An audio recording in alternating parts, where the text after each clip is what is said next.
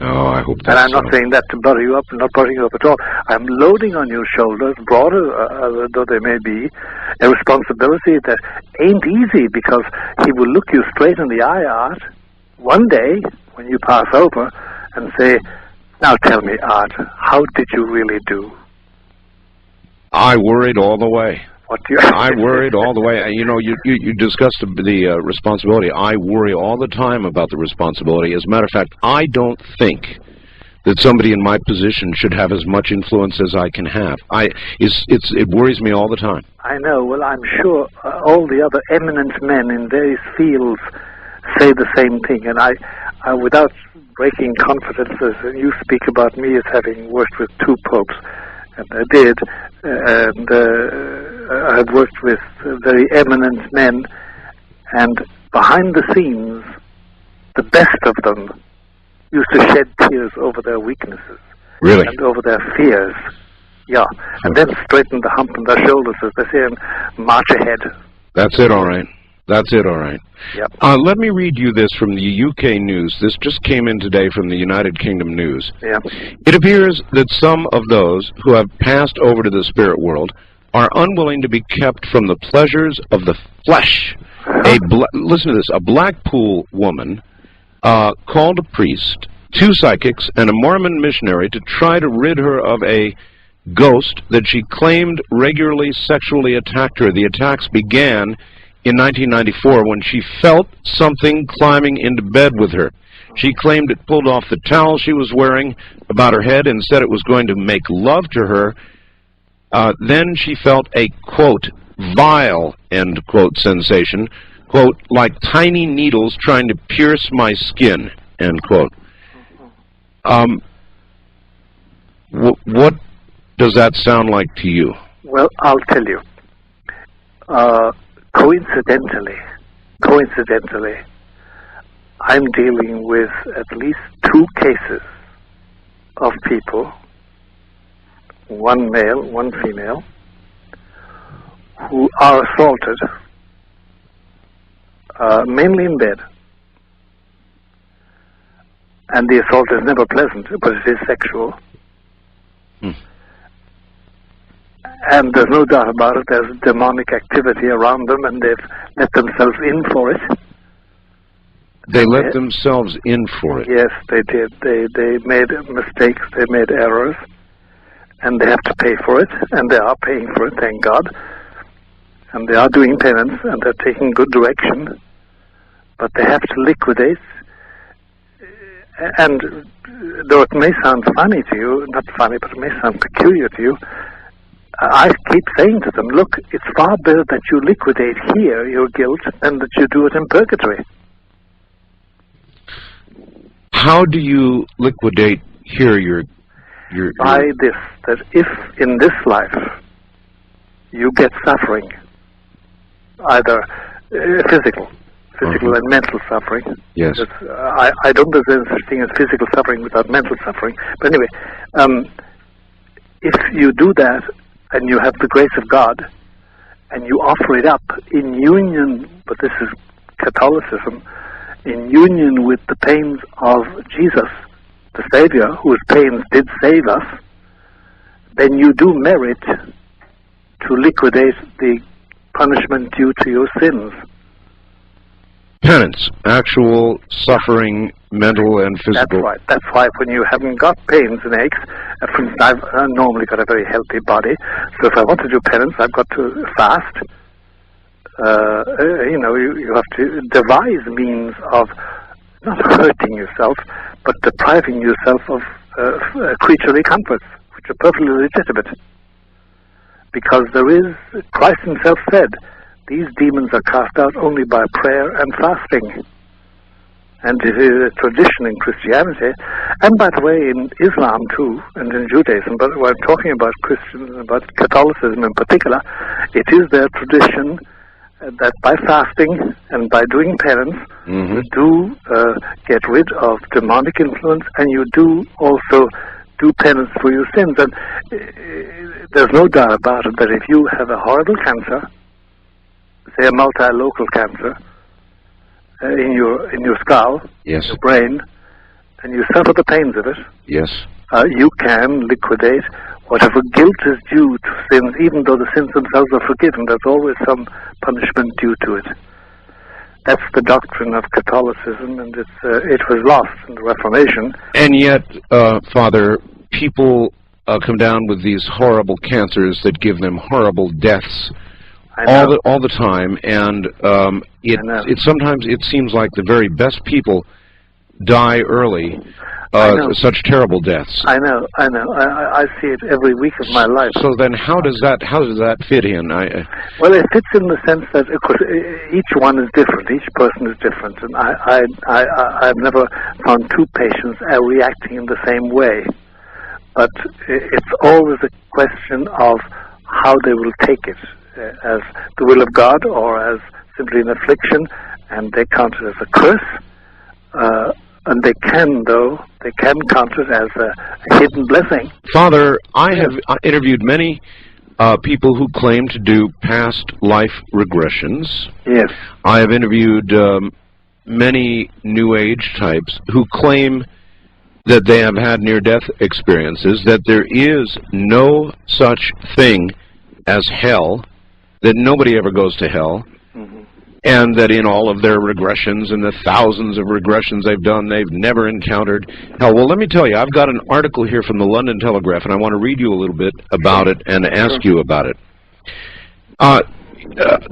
Quoting, terrifying accounts of gravely ill people who claim to have been dragged to the very gates of hell by demons are now to be studied scientifically for the first time by a British psychologist. The existence of so-called near-death experiences, or NDEs, in which dying people report having mystical sensations before being resuscitated, is now widely accepted by doctors and scientists. Their cause is unknown, but they typically involve a feeling of deep peace, followed by a sensation of floating up through a tunnel toward a bright light and into a beautiful kingdom. We've all heard that. Continuing, but now it is becoming clear that for some people, NDEs are far from blissful. Instead of a feeling of floating upwards, they report being pulled downward toward a pit inhabited by demons. The experiences of Evelyn Hazel, a London-based art historian, as she fought for life against meningitis, are typical. Quote, I had reached a critical stage in the illness, and I was hovering between life and death. I was aware of being involved in an intense and very real struggle for my life. She told the Telegraph, continuing the quote, a three-legged being, rather like the Isle of Man symbol, was pulling both my legs down to infinite depths, and I knew, without any doubt, that if I relaxed and I gave in, I would be dead. I believe this struggle went on for some considerable time, and eventually I managed to break away from whatever it was pulling me down. And so they're doing actual scientific studies now, not on the typical light and light beings and relatives greeting you in tunnel stories, yes, but on people who went the other way. Hell is a real place? Yes, a real place in the sense that it is a place. That it has every place has a where. You know, if you say Peru, it's a real place. I say, where is it? It's got a real location, a real where. We do not know the exact location of hell. Oh, I didn't mean a geographic location, Father. Okay. No, it has a real. It's a real place. Yes, it is. We don't know the geographic location of heaven either. No, we don't. We don't. That's a distinct thing. But I guess my question is, hell is as real a place as heaven? Yes, as real. As real. And so is purgatory. In between, it's as real. Now, it is impossible to deny the fact, because so many people have had near-death experiences, NDEs, right, of both kinds. It is impossible. We can't explain it exactly, but it is there. It does take place. And the similarity between the between the NDEs is amazing. It does point to some unity caused by one thing, one particular experience that they all have had. And the demonic also. The big difference, Father, is that people who have had an experience like this lady don't talk about it. They don't talk about it. I mean, sure, if you go to a place of light and love and you realize that you would be in heaven if you really pass on, fine, you can talk about that. Yeah. But if you've been to hell, you're not really likely to... You don't come back and tell us about it. Not really. Unless you come back. There have been cases of possession where damned souls do speak. Where damned souls speak? Yeah, do speak through the demon. But that's a question of... There are very, very peculiar cases, and they're very convoluted cases, and there are cases where people made special pacts with the demon. But they're very rare, but they do come back. At least they're allowed to talk, communicate, I should say. And it's all very mysterious, and you stay away from it as much as possible as an exorcist. But it does come through at times. And it's a very disturbing experience, and it never leaves you. Father, I would imagine a lot of priests have, even themselves, in their lives, moments of doubt about their own... very many. Yeah. You're absolutely correct. I would think, though, that doing what you have done, doing exorcisms, must enforce your own faith in a way that the average priest will never have enforced. That's right. That's right, it does. It does. There's no guarantee that you're going to succeed completely and persevere and go to heaven, but there's no doubt about it. It does reinforce it because you're up against it. You're up against the ultimate in evil. And the central experience for any exorcist who has done exorcisms, even one exorcism, but anyway, exorcisms in general, is this. It is that memory burnt into you of total malice. Total malice. And it's very hard for the normal, even hardened criminals. They love somebody, their child, or their woman, or their mother, or their country. But to come across a mind which is total malice, nothing but malice, is something appalling. As I say, what it does to you is it freezes you. I'm sure it does. It freezes. And that is something which, does make you immediately think of God's beauty and God's compassion and God's love and of nice soft things and of eternal peace and compassion and holiness and goodness. It certainly confirms all that. It sends your soul into a wild dance towards God. Father, I would imagine you've had lots of opportunities to see young priests assist you in exorcisms, and how did they come out of that generally, first time around? First time around, they come out shaken, and they generally, they vomit, and sometimes they're incontinent. They can't keep it in them. It's literally they're threatened out of their lives.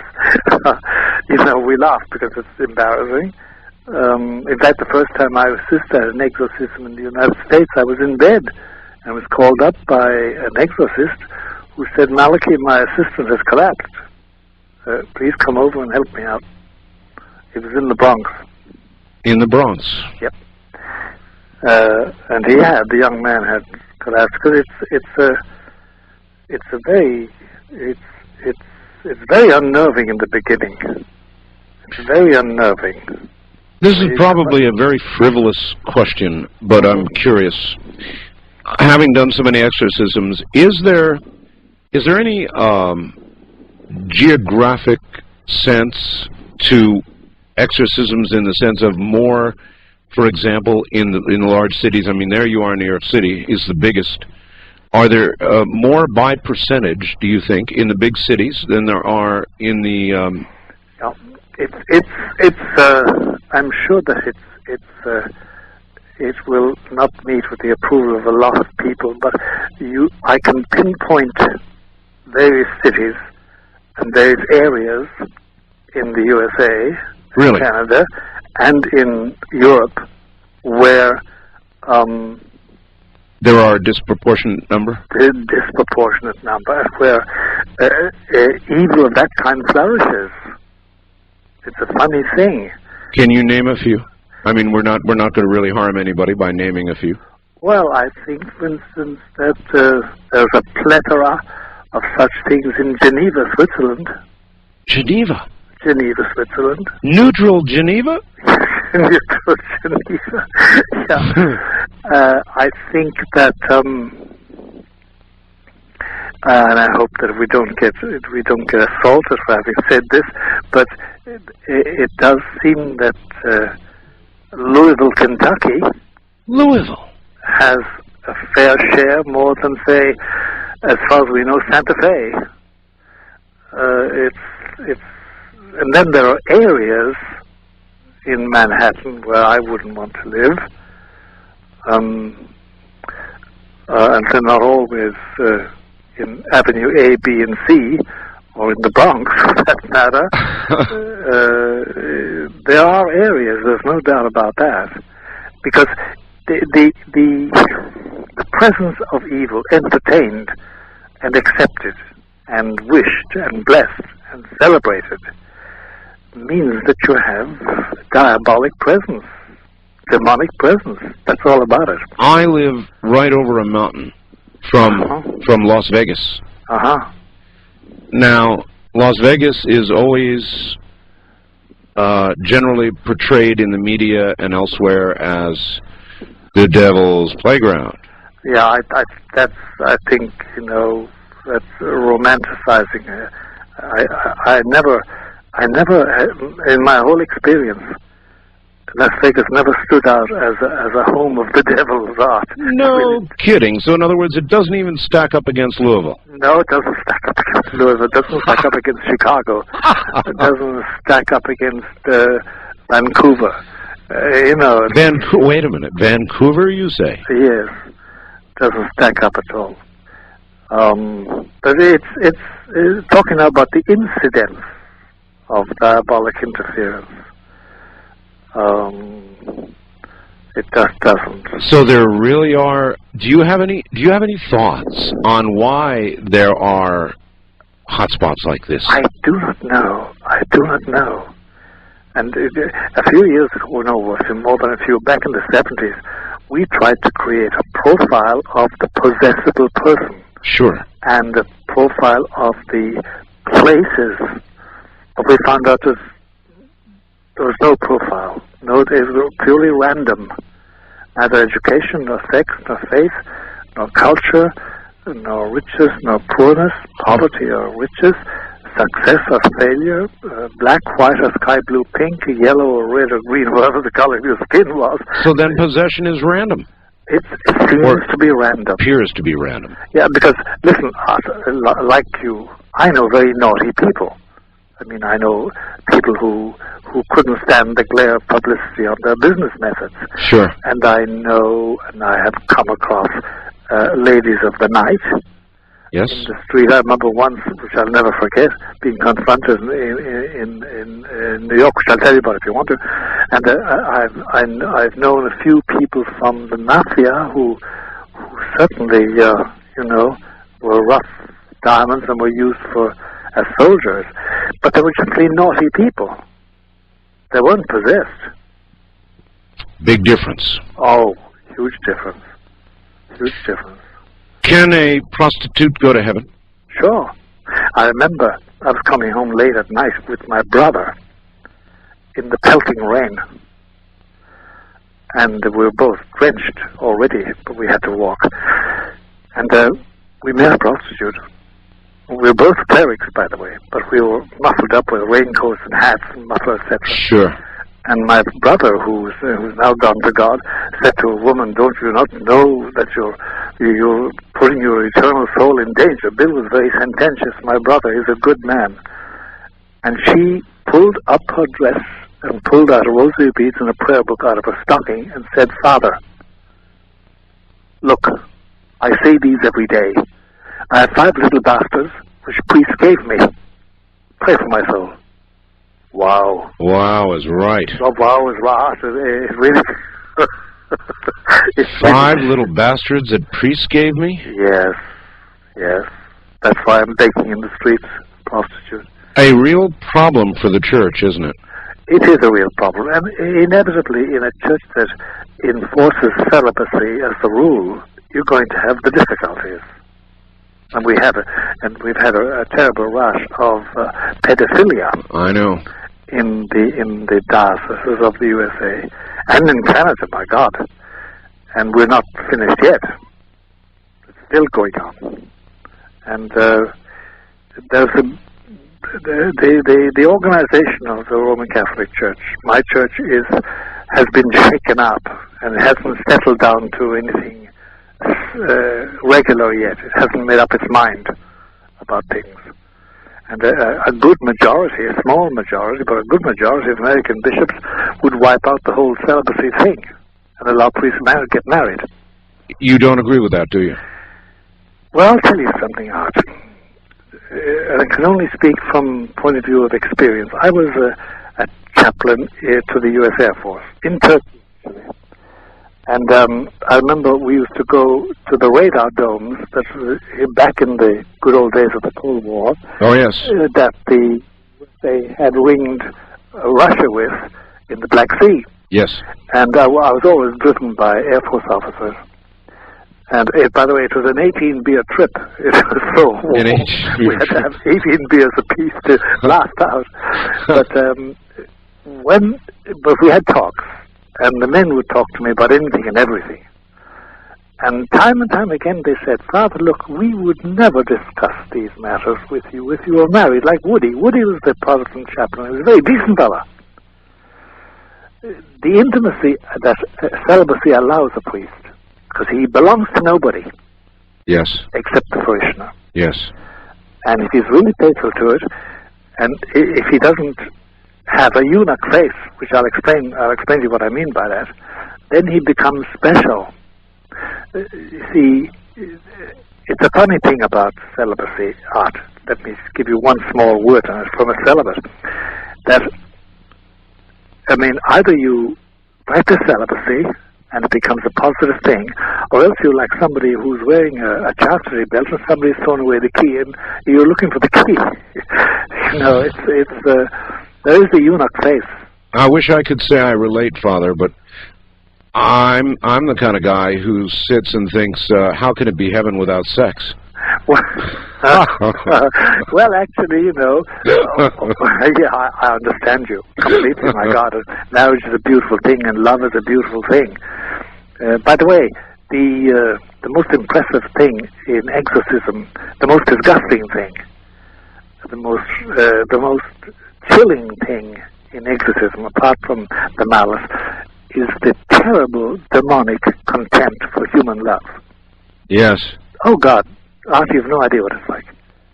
I mean, the contempt. Well, it would be the greatest enemy, wouldn't it? Of course. But the contempt for human lovemaking and human marriage and human love, the contempt is wounding. It wounds you when you come across it. So there's actually, in a possession, there is a lot of sexual... Of course. Perversion. Of course. And there's always a basis for it in reality.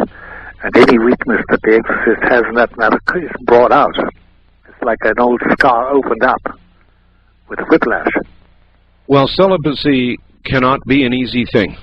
No. Not for a mortal man, not even a priest. No, it's not. It's not. And it's by the way, it's not a sudden thing. It's a thing developed over a lifetime to make it a joyous thing. And not that you're a spoiled sport and go around with a beatific smile. No, it's not that. It's a different thing. Father, a couple of quick faxed questions, and then we'll go to the phones. Yes. All right. Here it is. While testing for exorcism qualities, has Father Martin ever found a person who was psychic themselves or had powers of telekinesis, the ability to move things physically, that was their own power that just looked like demonic abilities, or are all psychic powers demonic? Listen, it may sound like a trite remark on my part. That is a very interesting question. And the reason is this, that there are three plateaus of reality. There's the physical reality, which we all know, space-time, the dimension in which we live and move and have our being. Right. There is the supernatural reality of God. And there is the middle plateau, whereon the demons exercise their gifts, and whereon those with psychic gifts have perceptions that baffle the rest of us. And it's a very dangerous plateau because it is very fascinating to move on that plateau, and it can involve you with demonic activity and become fascinating. Now, yes, there are people with natural gifts of psychic perception, people that know things from afar, people that know your past life, people that can enjoy telekinesis, can do that sort of thing. All right, so there is real psychic power. Oh, there is real psychic power, there's no doubt about that. And it's a very, very frightening thing when you meet it. And I've known young people, young boys and girls with it.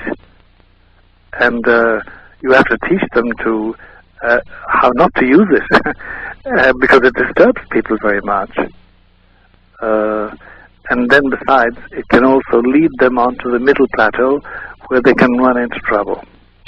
All right, part two of this is a separate question. Yes. People have predicted the current pope will soon die.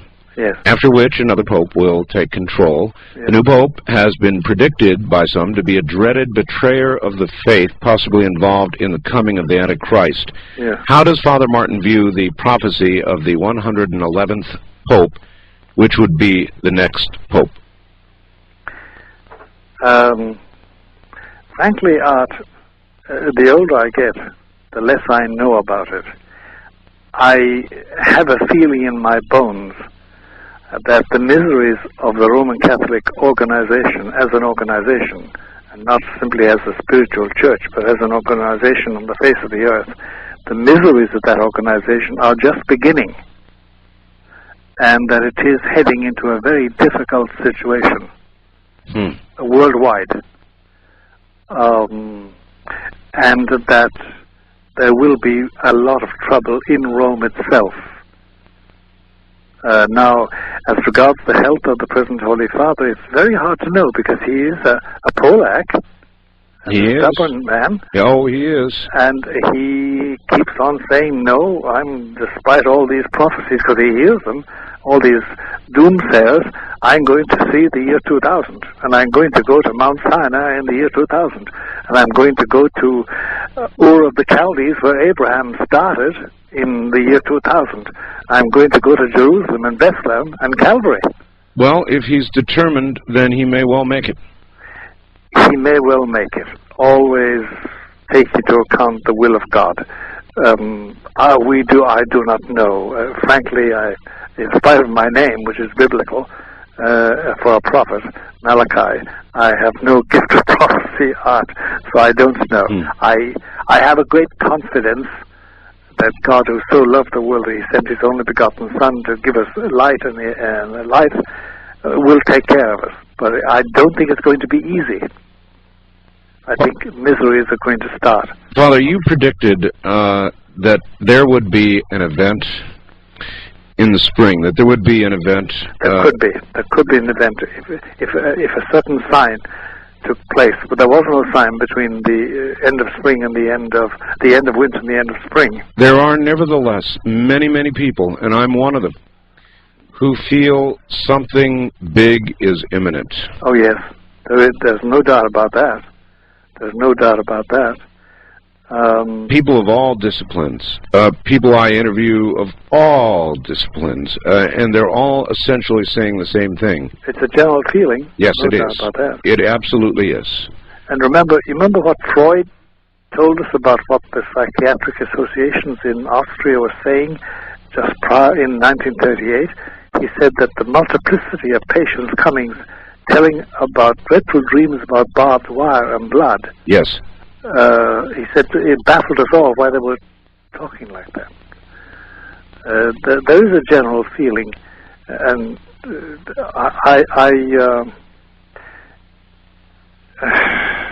knowing the future doesn't help one's peace of mind out.